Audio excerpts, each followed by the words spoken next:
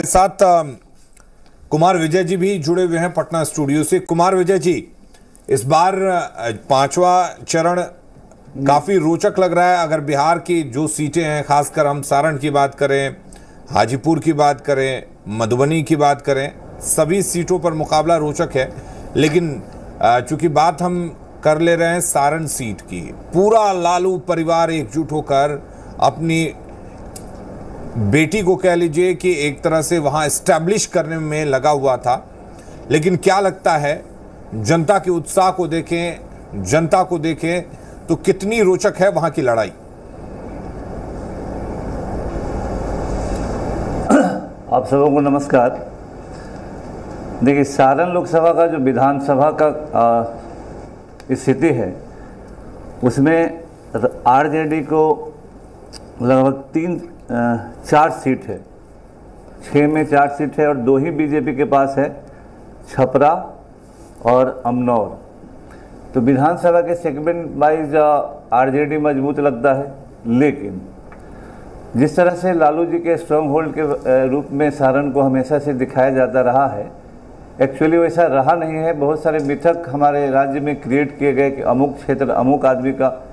लालू जी वहाँ से कई बार चुनाव हारे हैं और इस बार एक तो सिंपैथी वोट के उम्मीद में रोहिणी आचार्य जी को वहाँ से खड़ा किया गया था और राजीव प्रताप रूढ़ी के टिकट पर भी बहुत सारा संशय शुरुआत में चला। अंत में उन सारे लोगों को टिकट मिला जिन पर बीजेपी में संशय था। लेकिन रोहिणी आचार्य को वहाँ पर इस्टेब्लिश करने के लिए लालू परिवार ने अपनी पूरी ताकत उसमें झोंक दी।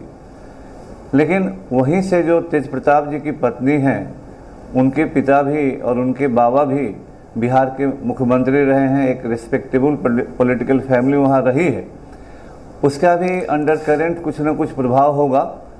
और अंत में सब कुछ पोलराइजेशन पर डिपेंड करता है। बिहार में एक सिंपैथी तो है, रोहिणी जी के बारे में कुछ लोगों में अंडर करेंट होगा। पॉलिटिकल क्षेत्र में सिंपैथी बहुत काम करता है, बहुत ज़माने से काम करता रहा है।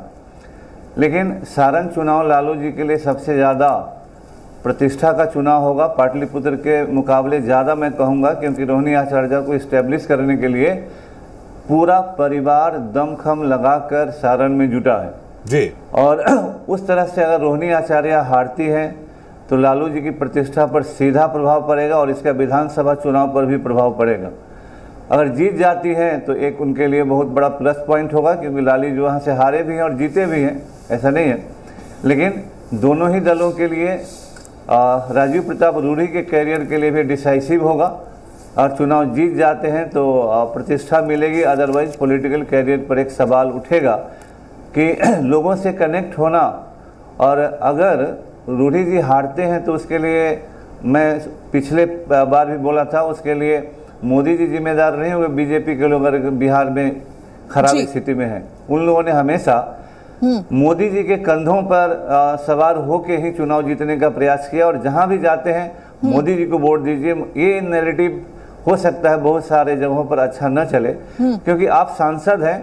सांसद का निर्माण लोकसभा इस डेमोक्रेटिक सिस्टम में इसीलिए हुआ था कि आप कनेक्ट करेंगे जनता से और पीएम को और केंद्र सरकार को आप अपनी समस्याओं को जतलाएंगे, न कि बार बार कहेंगे कि मोदी जी को वोट दो, कमल को वोट दो, मोदी जी प्रधानमंत्री बनेंगे।